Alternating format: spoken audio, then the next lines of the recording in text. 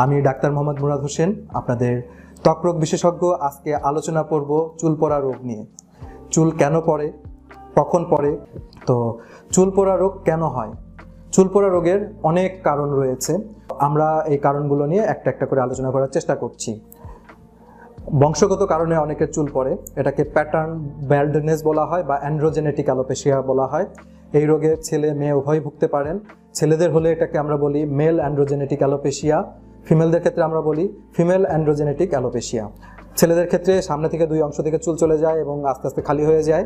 মহিলাদের ক্ষেত্রে এটা মাঝখান থেকে শুরু হয়ে যায়। পাশাপাশি অ্যালোপেশিয়া এরিয়াটা নামে একটা রোগ আছে আপনার, এটা একটা ইমিউনোলজিক্যাল ডিজিজ। এখানে আমাদের কোনো নির্দিষ্ট অংশে টাক হয়ে যেতে পারে, আমরা অনেক সময় এটাকে বলি যে পোকায় খেয়েছে। পুষ্টির অভাবের, পুষ্টিহীনতার কারণে চুল পড়তে পারে। Vitamin, zinc, calcium, vitamin D ইত্যাদি, আয়রন ইত্যাদির অভাবে চুল পড়তে পারে। আমাদের প্রেগন্যান্সি, যখন একটা মা গর্ভবতী হন তখন হরমোনের প্রভাবে তার চুল পড়তে পারে, একে টেলোজেন এফ্লুভিয়াম বলা হয়।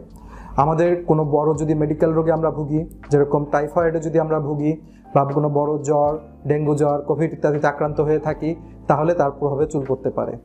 আমাদের যদি আনহেলদি লাইফস্টাইল থাকে, আমি যদি মানসিক চাপে থাকি, দুশ্চিন্তাগ্রস্ত থাকি, আমাদের চুল পড়তে পারে।